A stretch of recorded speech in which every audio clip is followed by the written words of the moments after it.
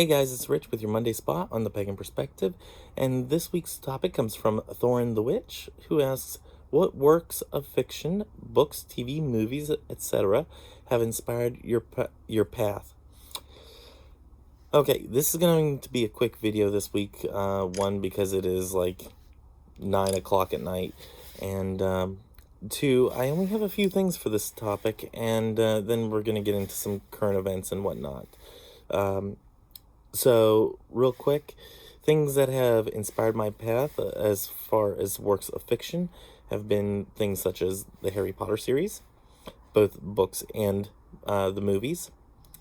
And I absolutely love them. I have them all on audiobook. I think I'm missing one or two of the books in print, and I think I'm close to having all the movies, but I can't be sure. I can't remember. My movie collection is extensive, and I don't have a clue of all of what I have anymore and what I don't have, and it's going to be one of those things where I'm going to start going through those and seeing which ones I have and which ones I don't and which ones I want and which ones I need, seeing that streaming is becoming more and more popular, and I can actually stream many of the movies or TV shows that I want. So, as far as books, I would definitely say the Harry Potter series. That's one that really spoke to me in the magical sense, in the sense of witchcraft being a thing and being validated.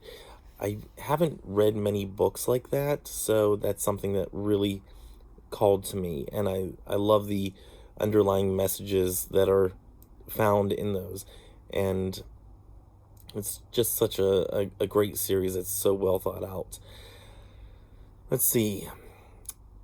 TV series, Charmed, of course. I know I've spoken on that one in the past, and other than that, there's only maybe a few others. The Magicians is a fun one, but I wouldn't say that's really inspired my practice, but I think parts of it, I think there are certain takeaways that are either fun to think about or fun to consider the concepts of. So I do see a validity in that one. Other than that, I can't think of any TV shows. Oh, wait, Buffy the Vampire Slayer. Totally a fan of Willow. Love Giles. I am so a Giles fan. So, Buffy the Vampire Slayer has a role in my practice, or has influenced my practice as a work of fiction, reflecting on my practice and whatnot. So, let's see. Movies. I've already said the Harry Potter series. Practical Magic. Absolutely love Practical Magic. I think there are some really good takeaways from that can definitely play a part in your practice. Certain things to consider, and certain inspiration that can be gotten from that movie in particular. I have not read the book yet. I do finally have a copy of the book, but I haven't gotten to sit down and read it yet. So that's something that will be taking some of my time in the future. Let's see. Other movies. I've already said the Harry Potter series, Practical Magic. I hear a lot of people say The Craft. Now, I've rewatched The Craft. I've now watched it at least twice, and it doesn't really speak to me the way it seems to speak to other people. It's just not something that has really had a major influence. I know other people have said that The Craft has played a big part in their practice and whatnot. It never really spoke to me as a part of my practice. So that's not something that I would list on my list of movies that have inspired my practice, even as works of fiction. So I think that's all that I have for this week's topic. Sorry about the shakiness. I wanted to give an update. I have a couple updates. One, I hope you all are well. I know there are many people either in an area where there's curfew or where there is a propensity to get this COVID-19 virus, and I hope that everybody is taking care of themselves and taking precautions that are necessary for themselves.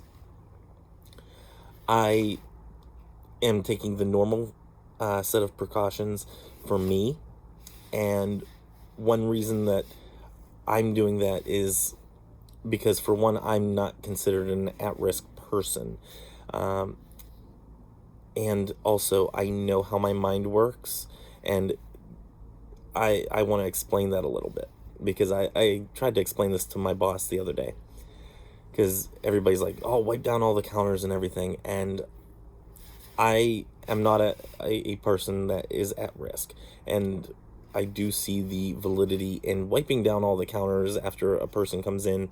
I work at a storage unit facility, so people touch counters and whatnot, and that's our desk and all that. And I see the validity in wiping all that stuff down whenever somebody touches it.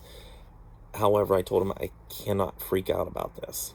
He's like, well, this is a serious thing. And I told him, I said, I know this is a serious issue. However, it's like whenever I was in basic training, whenever they say, watch who follows you to and from work, and, watch out for who's following you in the grocery store, and if they end up following you and whatnot, because they see that you're a military person and whatnot. They drill into your head that there are terrorists around every corner, which is not true, but they give you this over heightened sense of people are going to target you and follow you, and you end up becoming a little bit paranoid about it. So I'm taking the same approach to this COVID-19, that I cannot allow myself to get to that point where I become paranoid, because that just heightens my anxiety that I already have about everything, and that will make me actually more susceptible to colds and viruses of any sort. So that doesn't really help anybody at that point. So I really cannot let myself get to that point. But I am taking the necessary precautions of making sure other people also don't get sick. So I want to make sure that everybody out there is well. In other news, those who have followed me on my channel and on Pagan Perspective, who have watched the past few weeks, tomorrow might be the day that Kota finally transitions to the other side. He has the mass on his nose has basically doubled in size in the last few weeks, and he's having a very hard time breathing, and he's not eating a lot. He ate maybe half of a bowl of food that he would actually get 2 of every day. He ate half of that in the past 3 days. So he's not eating, he's barely drinking, or he's drinking a lot, depending on the day. And he's having a hard time breathing. So I've made the decision that tomorrow is going to be the day, if he does not naturally pass, that I will take him to the vet and make sure that they concur with what I am feeling would be necessary for him.